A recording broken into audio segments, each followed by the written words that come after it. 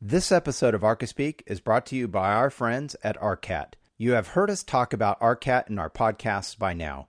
Hopefully you've taken the time to visit their site because this is such a great tool for you, the design professional.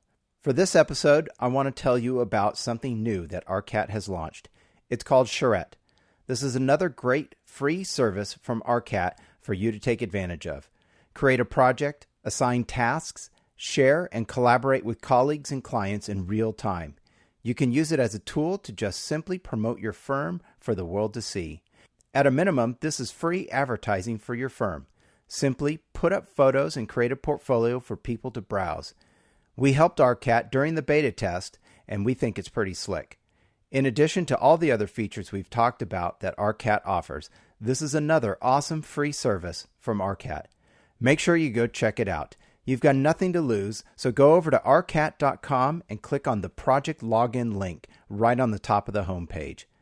Thanks again for Arcat, who is our longest running sponsor of Archispeak, for sponsoring this episode of the show. And this episode of Archispeak is also brought to you by Construct, the only dedicated national trade show and education conference for the commercial building teams that spec and source building products. Construct is held in conjunction with the Construction Specification Institute's annual convention. The event is taking place September 13th through the 15th in Providence, Rhode Island at the Rhode Island Convention Center. Construct offers a variety of options for industry professionals looking to learn more about the industry, check out the latest products, technologies, and to network. Visit constructshow.com for more information, and thank you to Construct for sponsoring this episode of Archispeak.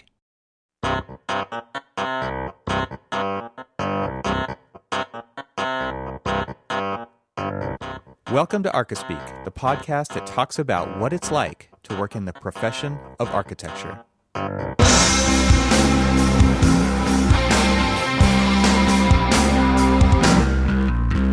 Welcome to episode 122 of the Archispeak podcast. I'm Neil Pan. I'm Evan Truxell. And I'm Cormac Phelan.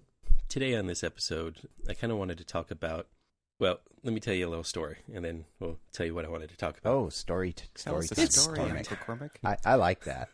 So yesterday, you guys know that I've been working on a new project for Duke University. It is a School of Nursing and Physical Therapy. And whereas most of Duke is collegiate Gothic, more on their medical campus, they've been kind of leaning towards a collegiate Gothic with a modern take of it. And so we've been going through all sorts of different design iterations of the building, and it's been going well, but every time we take a couple of steps forward, I won't say that we take any steps back, but we discover something like, oh, let's do that, or let's do this. And so we've gone through several different iterations that we've presented to the university, and they've loved them all, which is great.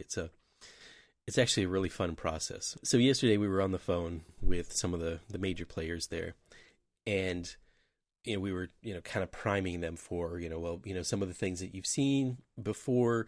We've taken them and we've developed even further, so they're a little bit different than what you've seen them before.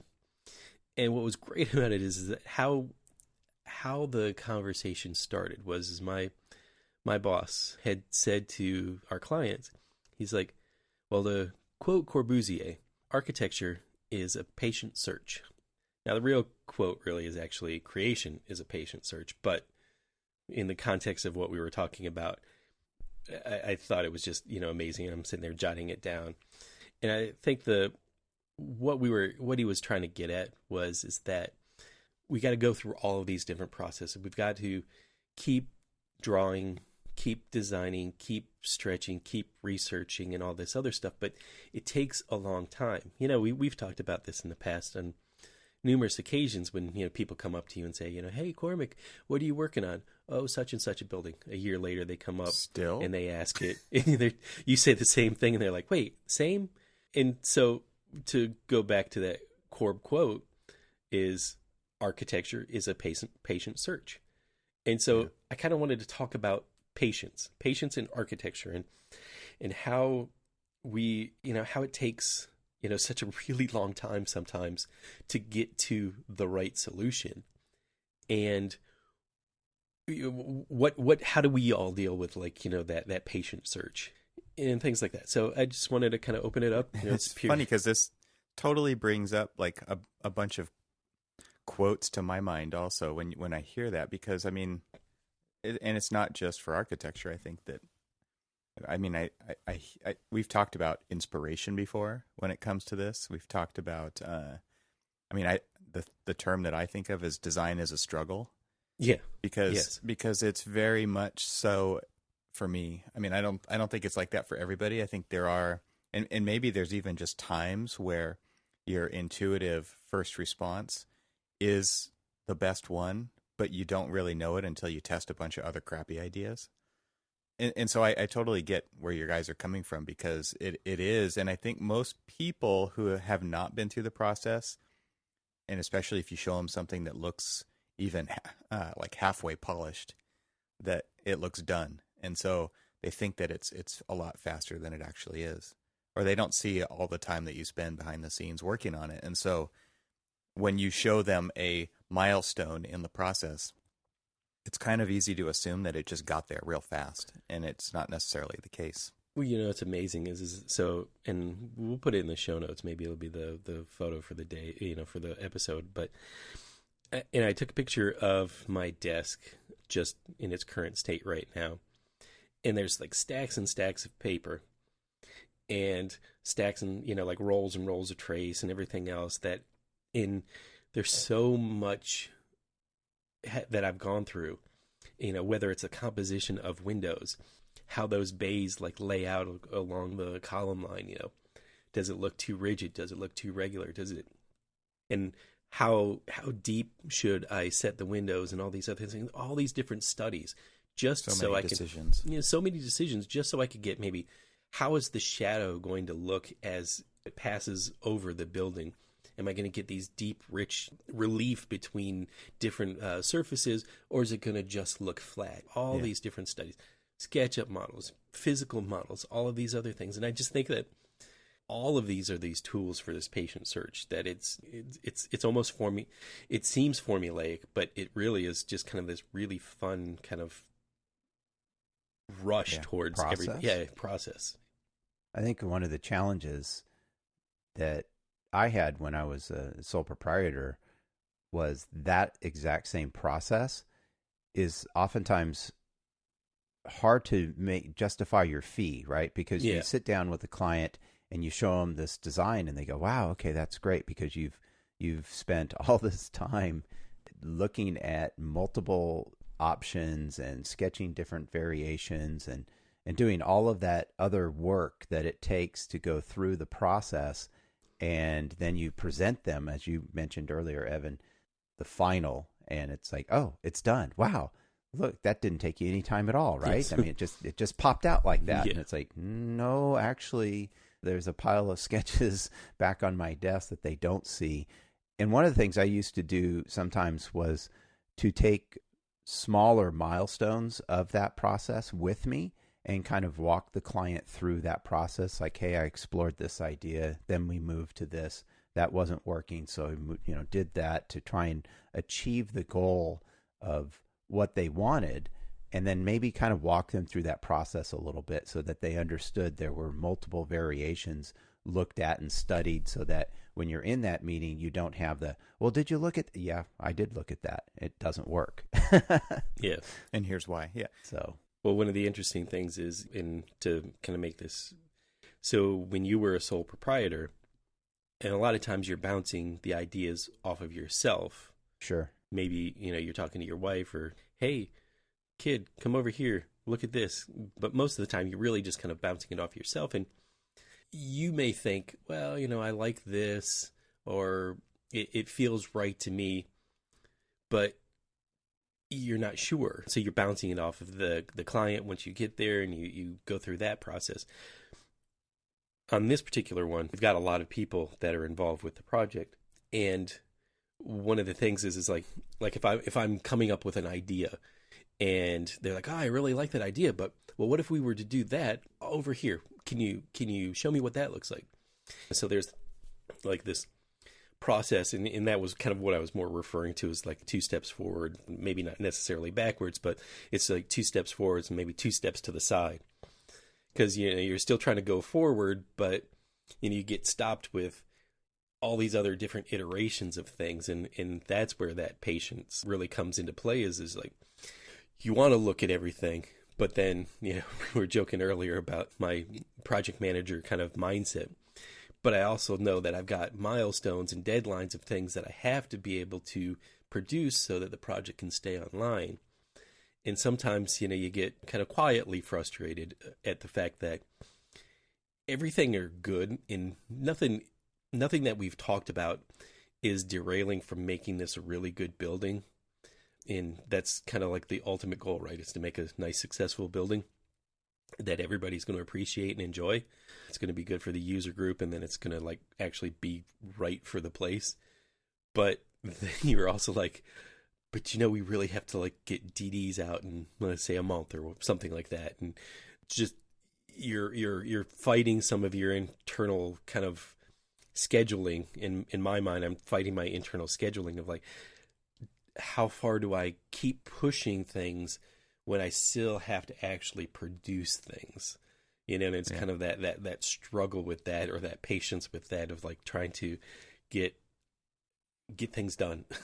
Where's the pencils down point? Because we all know that you could just continue to design, right? But you have to Absolutely. have something at some point that you nail down so that you can move forward with it and develop it further. Because this is one of those things where you don't know how long the process is going to take until you strike on an idea that gels. And it could be like designer's block, and you could just flounder around trying to figure out what the heck you're going to do because nothing is good enough. Or you could get a great solution very early, and then you could test 4 different ways and try to break it and just make sure that was the right one. It really depends on so much of what you might just call luck. It's just you never know what this project is going to be like. And I think that's one of the things that designers always struggle with, and I guess just architects in general, is you never know, because the constraints and the rules and the boundaries are always different on every project. And so it's really hard to, basically your fee is either set for you, sliding scale type stuff, or you're basing it off of past experience, and you really can't crystal ball what this process is going to be like compared to the last one or the one that was 5 times ago, because it's going to be different. And so all you're doing is taking your best guess as to what the process could hopefully go like and putting a number to it. Right. And so it does lead to frustration if you do get designer's block and you can't figure out. I mean, that is like kind of a terrible place to be in, and nobody likes that feeling. But then, like I said, design is a struggle. And I kind of think that most people know that you don't go with your first iteration, your first solution. Sometimes your first iteration, or maybe even the 50th iteration, you think is great, or your client feels is great, and yet the jurisdiction you're working in comes back and says, yeah, that color, I'm not really happy with that. You're going down the wrong path. Yeah. Why don't you go ahead and change that? And we're going through that on a project right now where we really like the color scheme, and the jurisdiction is like, well, that color, maybe you can soften that one color a little bit. And so here we are back, not quite to the drawing board, but revisiting and looking. So that it does require a great deal of patience to do that. And at the same time, hopefully you have time and as you were saying, Evan, budget, or that's certainly a concern, is when do you stop, right? And hopefully that you have the right solution. I mean, we're working through a design on an entry feature on another on an affordable rehab that we're doing that we've probably been going at for well over a month, on and off, right? We'll do something, mock it up, and then leave it alone for a week while we work on something else, and then come back, present it to the client, and they're like, well, what about this or that? And we're not, maybe this. So then we relook at it again, and we've been going back and forth on this for a while. So hopefully we're getting closer to something that they'll like and they can build, and it's affordable for the project. But yeah, it does. It requires so much time and effort. But I suppose that's just part of the entire architectural process. It requires a great deal of patience, which is what you're getting at.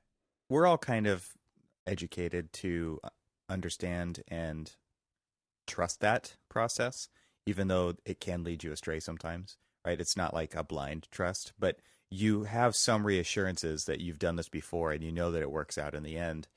And so it's a little bit easier for us to trust it, right? But I think that is kind of where the scary part is for a lot of clients, maybe who haven't done a project before or have had a bad experience, to trust that process. And so therefore, a lot of times they start to nitpick small things because they're worried that you're wasting your time. Like, what's this for? Well, why are you doing this way? And yeah, that become, and what does that do? It draws it out even more, right? Because that trust either hasn't been built or maybe it's been broken at some point along the way, or maybe it's not even your fault and it's somebody from the past who broke that trust and just makes them not open to this process again.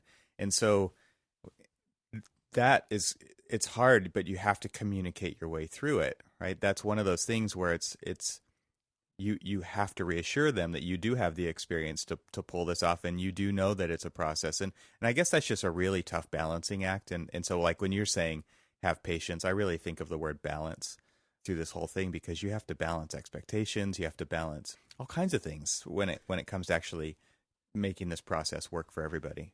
Well, it's even also part of that whole educational process, educating the client on managing their expectations, or educating. So, good example is we have all of these roof terraces that we want to do and that the client really would like to have. But because of our overall assembly square footage within the building, it's a business building with the assembly accessory spaces, and then you can't go over X amount of square feet for the overall building, and the terraces are included in that calculation. So the problem is that with both egress and everything else, again, I'm kind of getting in the weeds here, but with egress and everything else, we have to minimize their size to limit the amount of people that we have up on the roof, because that's kind of... Yeah, you don't want to have to put in additional staircases and all this extra stuff. Right.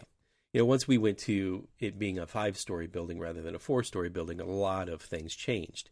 Mm-hmm. And the thing about it is that that's the part of the educational process that we need to do with our client, is letting them understand and letting them know that we really want to do the same thing. We have a vision that's very similar to yours. We're fully aligned with what you want, but there are things like AHJs, your local codes, your national codes and things like that are really kind of constricting, that are going to change them. And here's the best way to solve that while getting what you want, but also appeasing all of the building codes and stuff. Well, even going through those meetings where that kind of give and take or additional ideas, the collaboration's happening, at some level you have to build in the flexibility to handle the unknown, which is, because you're not going to, maybe you do have the experience in the moment to know what the ramifications of a design decision are, but a lot of times you don't, and you have to go back and study that and work through that. And so building in kind of an expectation that, okay, we're all going to have to be flexible here. If we really want to do this, we may have to do some other stuff too. We don't even know what that stuff is yet. And what's interesting to me is that we're really comfortable with that, but a lot of people are not comfortable with that at all. And so trying to communicate that in a way that puts people at ease is an interesting aspect to being an architect, I think, just part of the job of being an architect. I'm glad you said that, because I think that's a huge part that we don't really teach. It's totally a learned asset. You don't get trained how to do that. And a lot of times you just got to kind of see, I've been in this business for a while and I've dealt with clients and stuff, but I'm watching my bosses in action with our clients, and the way that they're able to handle them and manage the expectations and manage changes and things like that are just, they're off the charts amazing. Yeah. And I've been watching them taking notes. It's fun to watch, right? That's just like, how the hell did you do that? That is awesome. Yeah. And it's just, I'm like flabbergasted at some of the things because, I thought I knew it.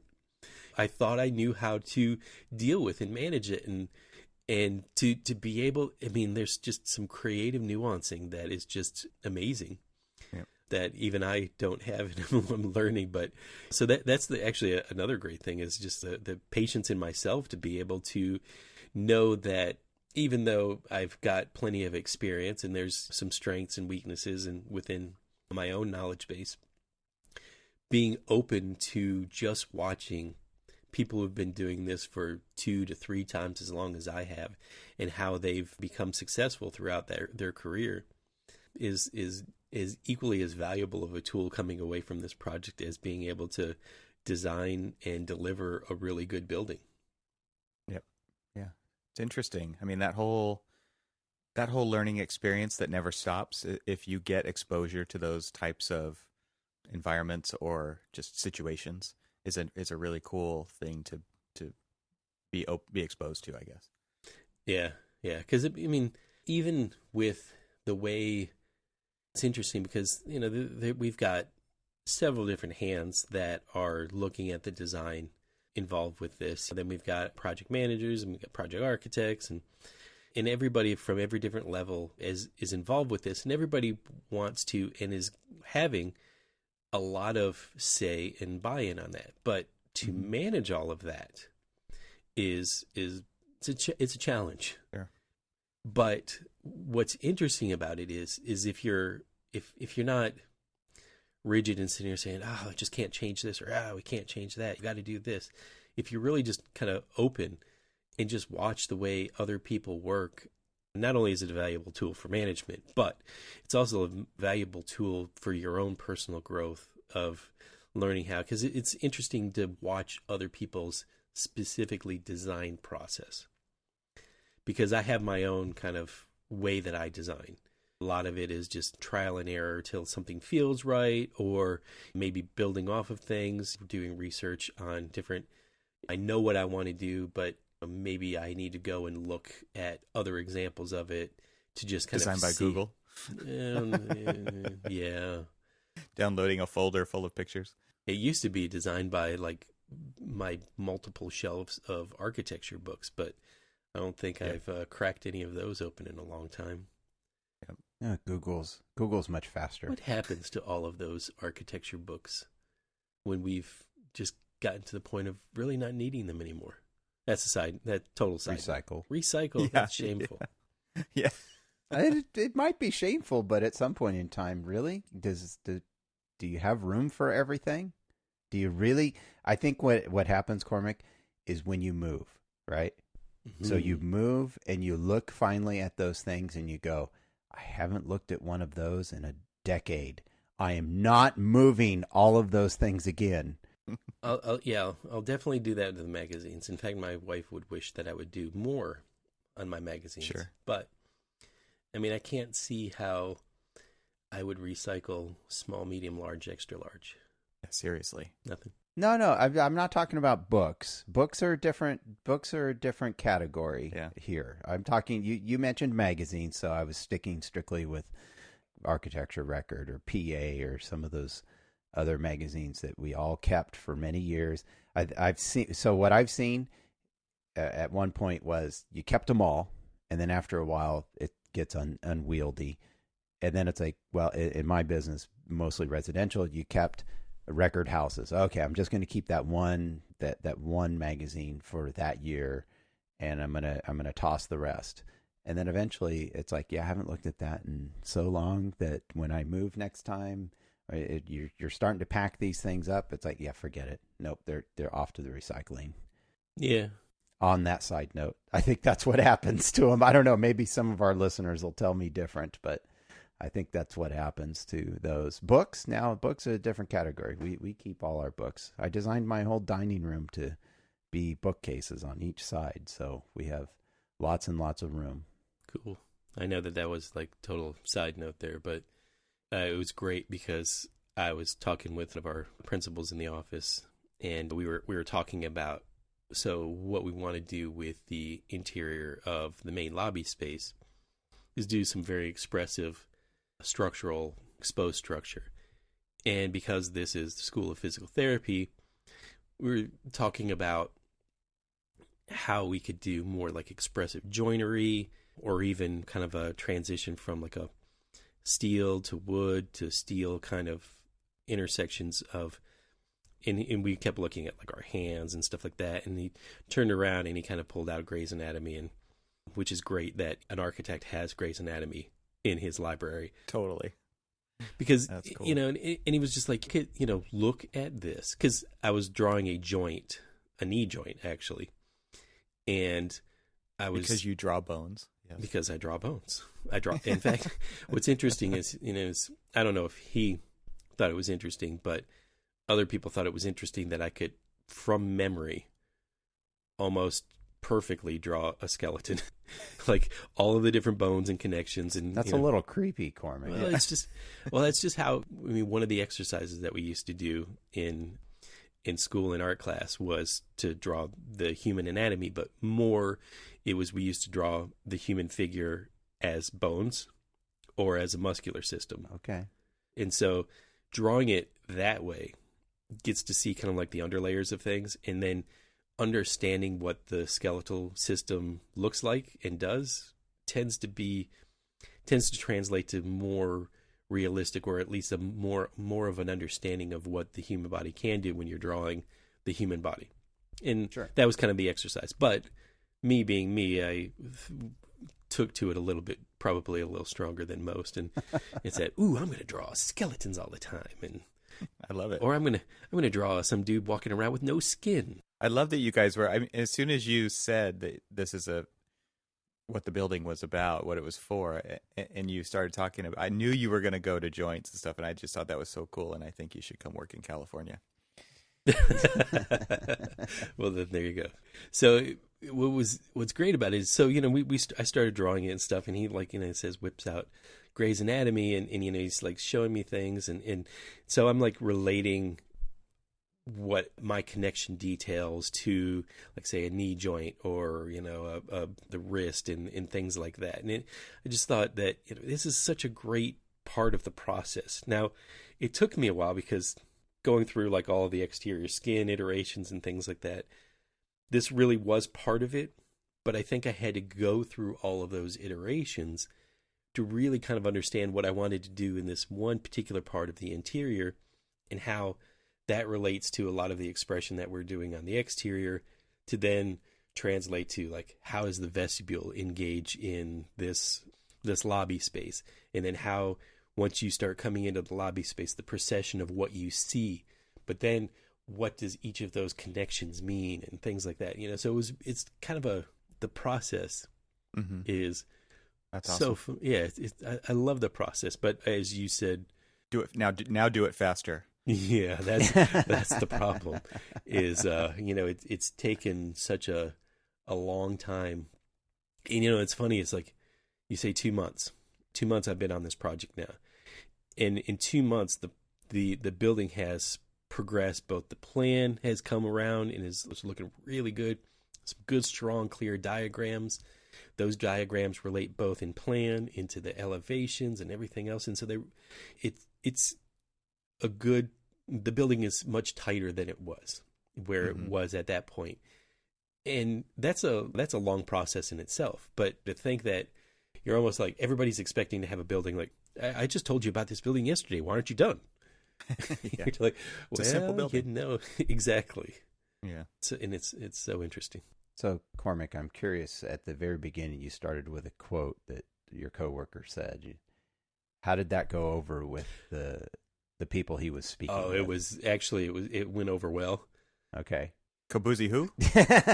No, these are That's the title of this episode right here. Kabuzi who? It could be.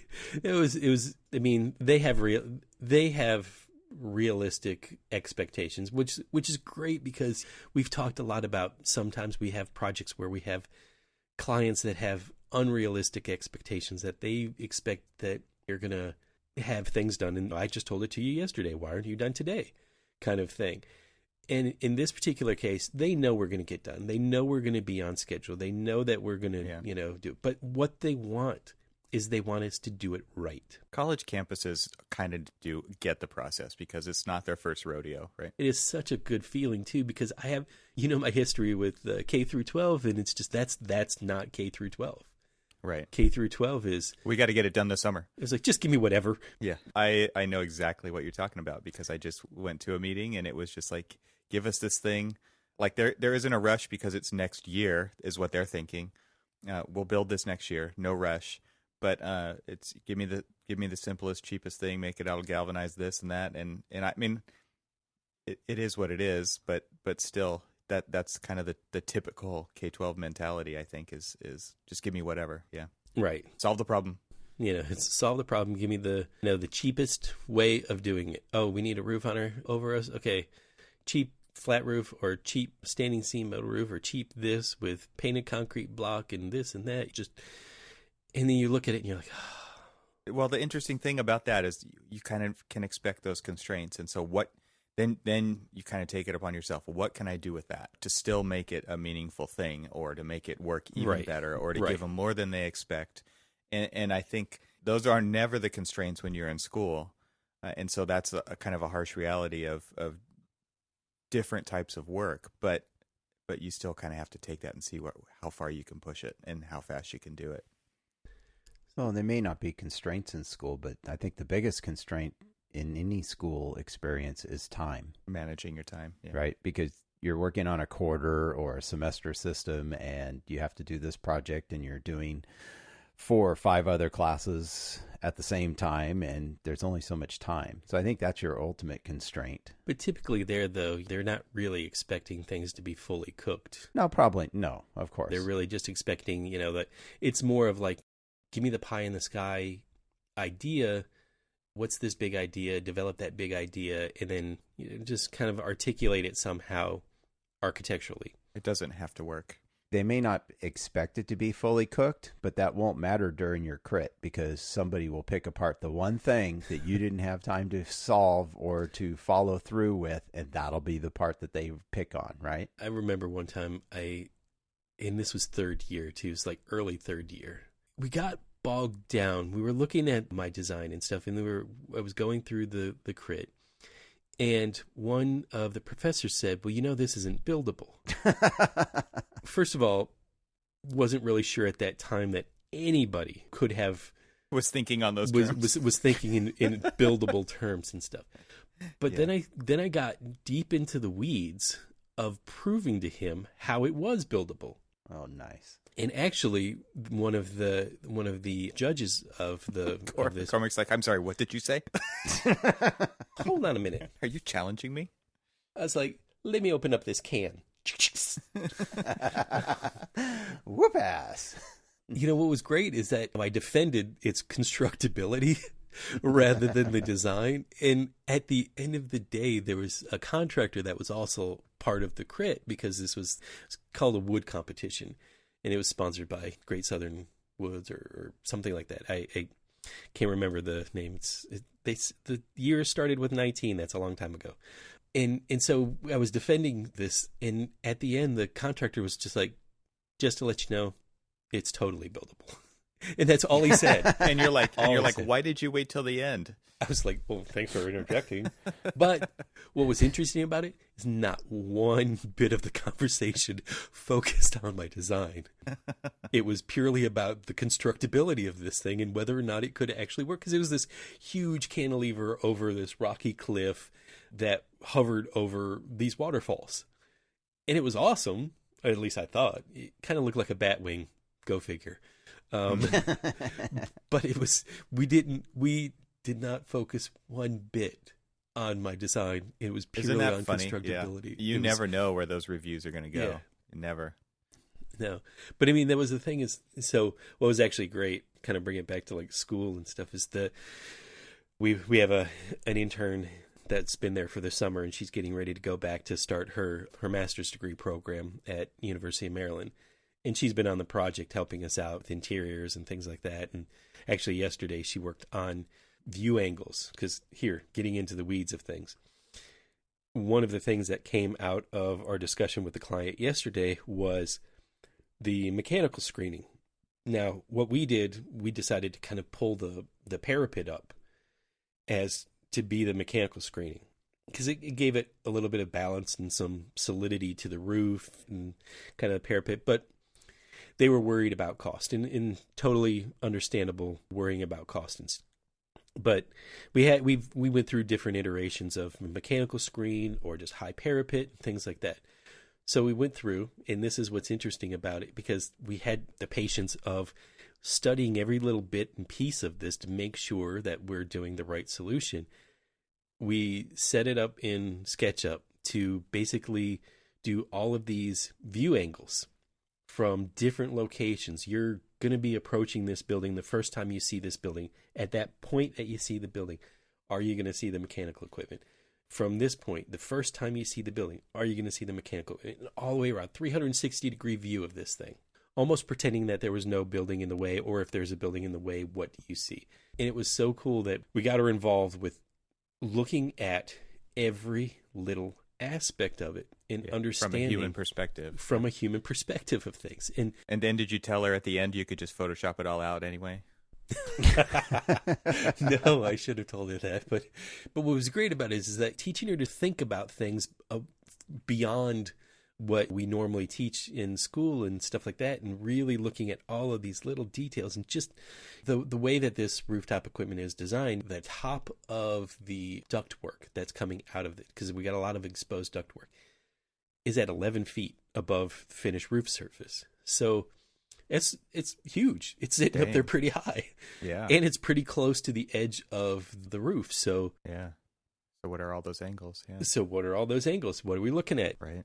So it was just interesting to kind of go through all of that process and really, and again, it's, we talked about this, but nobody really knows. Neil, you talked about all the different iterations that you would go through, and they almost go unheralded because you're just showing them that final solution. And it's interesting, at least for us, I guess, it's interesting that the process is that we go through what feels like to me at least, 5 rolls of trace.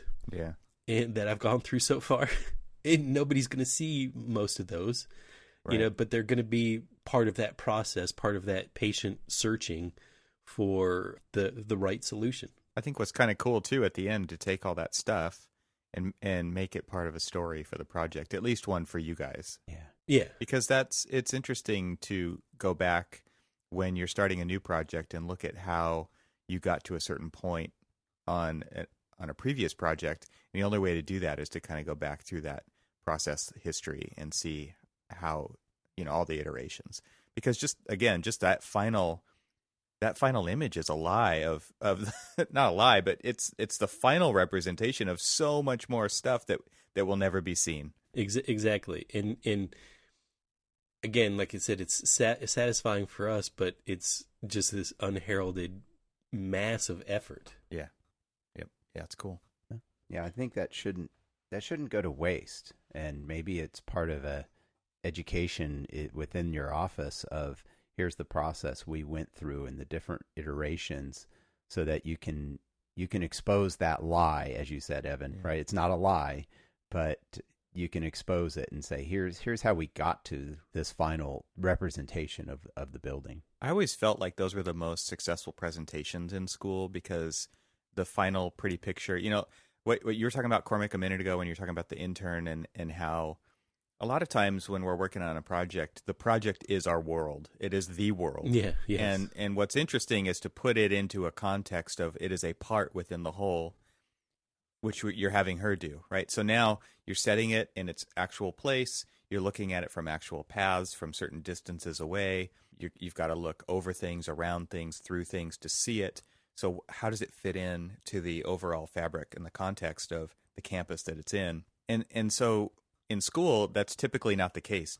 And I'm just saying typically, it's not always the case, but you're looking at the thing isolated on its own, contextualless for a lot of the time when you're designing it, you're looking at it as a 360-degree thing, and you want to consider every aspect of it, when in reality, we're forced with the constraints of budget and time and all the things that we've got to deal with, where maybe we have to focus on a couple of areas to really make the architectural expression happen.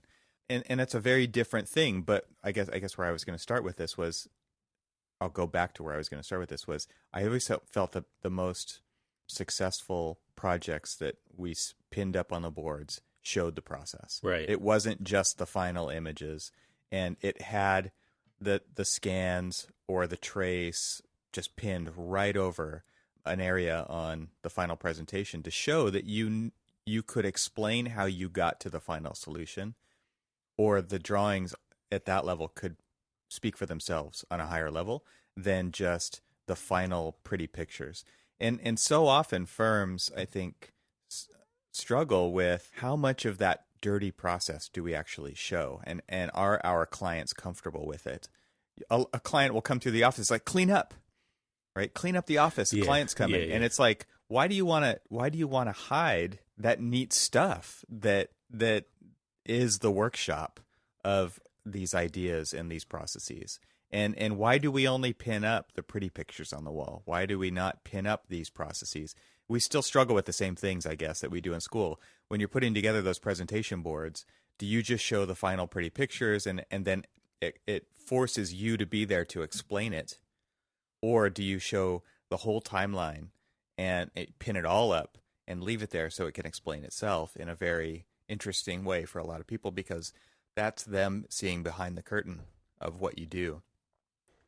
So one of the interesting things, since you're bringing this up, we had in our office we call it a pizza crit, but in this case we have some interns and Pizza some new crit, employees. that's cool. It sounds delicious. I know. Oh, it's great. And Office buys pizza, and everybody gathers in the large conference room. And in this case, we had one intern, three new employees. Excuse me, no interns this time. So 3 new employees present their final project. I think all 3 of them just graduated this year. So they presented their final project, and one of the ones that was presented on the boards, these pretty final boards, I'm just so amazed at the work that is coming out of everybody in school these days. I'm like, such a different experience from what I had to do or was capable of doing with the technology at the time when I was in school. So, but anyway, getting to your point though, Evan, about showing the dirty process, one of the boards that was presented did include several early sketches of design ideas. And I think what was effective is in the presentation, she, I think, did a good job of presenting, here are some sketches, some concepts of what I was trying to do by keeping this thing either open or having these views. And so they were small sketches on the boards, but it communicated the idea that she initially started with. And then as she moved through the presentation, you can see how those ideas were kept all the way through in the final design of the building. And so I think that's an important aspect of any presentation. You should include those early concepts, and just maybe they're little sketches. And in this case, they were nicely cleaned up, but you could tell they were sketches. They were just sketches that were scanned and included on these boards in a way that allowed the process to be shown of what she was trying to do. I think that goes all the way to professional work too. So you're doing award submittals, or Oh yeah, definitely. Or are you doing a presentation to a client? It doesn't stop with student work. Interesting you say that, because we're submitting for some awards, and I asked to come by and kind of like look at it and kind of see what was being included and kind of opinions on photography and stuff like that. And what was interesting is that we chose to really kind of focus on the process of getting both the design process, but the design process as a collaborative process all the way throughout to get to that final, those pretty magazine images and things like that. And it was really cool to see that the concepts that were there from the very beginning, those diagrams were thought out and kind of adhered to all the way through the process to that final building. And you could still see the diagram in the finished images. I mean, in the finished photos. And it was great to see that process, and that kind of kept looking back at what you started with and just working through it and kind of referring back to the early diagrams or the early concept that was what you thought was what was going to hold the building together as part of this design philosophy, and whether or not you were holding true to that as you worked through it. I think it's your test, right? Yeah. Through your design process and the patience it takes to get through that is the topic here today. Those early concepts are your test. You have to continually go back and look. Have we gone off course? Evan, you mentioned it earlier. Have you gone off course? Yeah, right. That's your partie, right? That's the whole idea behind one of my favorite Archispeak words. Yeah, exactly. Yeah. Speaking of Archispeak words, yes. But yeah, that's that idea that you go back to and see if you're still on track for that. Does it still work with that original diagram that you?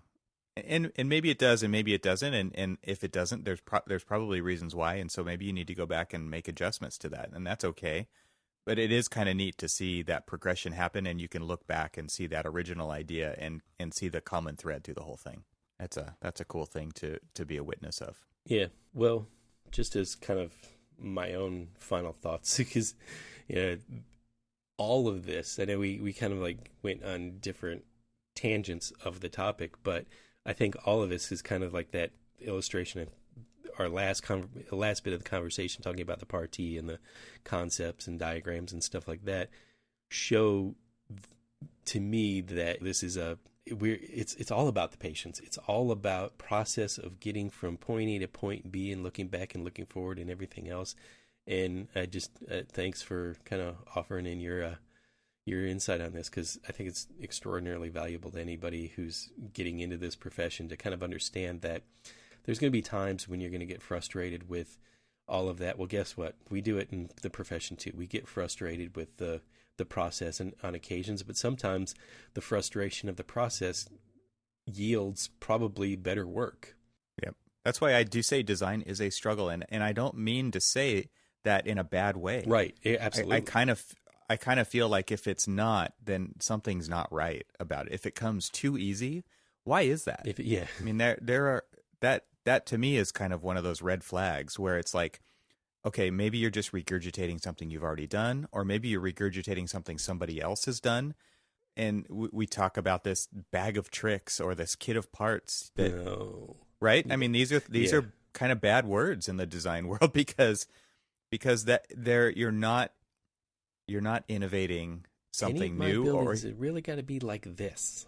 You've always got that one element that's that signature thing, and I get it. There are some firms that have like these signatures, right? I mean, that's why they're hired, but that doesn't mean that they're just consistently regurgitating stuff they've already done and just changing it because the plan changed. I mean, you go through this process to get better at what you're doing. Maybe the whole process changes, or the way you approach it's different, or the team is different, or all these things are going to inform a different solution than before. And so you've kind of got to work your way through all that and struggle your way through it. And so again, struggle doesn't mean it's bad. I mean, I kind of relish the struggle of design, actually. That's why you do what you do, right? Yep. All right, guys. Well, hey, I think we've put the cap on this one. But before we go, we'd like to thank our episode sponsors. First, we have Arcat. Check out all the features they offer over at arcat.com. We're also sponsored by Construct. Visit constructshow.com to learn more about the upcoming conference being held really soon, actually, coming up next month at the Rhode Island Convention Center between September 13th through the 15th. And thanks to them for sponsoring this episode of Archispeak. And remember to visit the website at archispeakpodcast.com for our links to our catalog of episodes and to sign up for our newsletter, which includes links to everything we mentioned in this episode and including Grey's Anatomy. That one will be in there, so look that one up. Between episodes, join the conversation on our Facebook page or Twitter. Links to everything can be found at the main site, archispeakpodcast.com. And thanks for listening, everyone. Stay subscribed, and we'll catch you next time. Hey, and go over to iTunes and give us some 5-star reviews. We could really use those to help get the word out about the show. Absolutely. That would be awesome. Thanks. And thanks for your patience.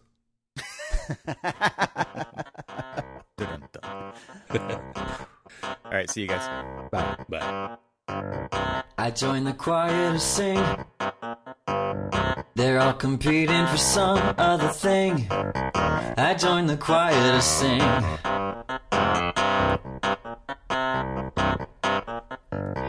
I joined the choir to sing. They're all competing for some other thing. I joined the choir to sing.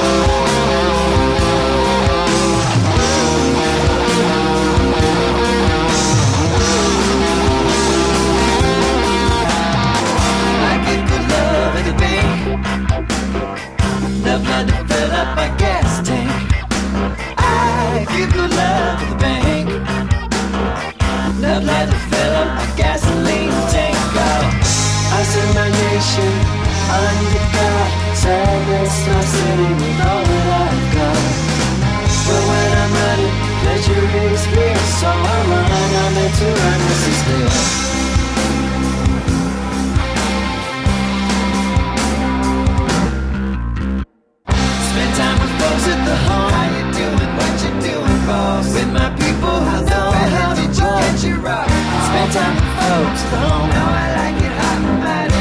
With my people, how you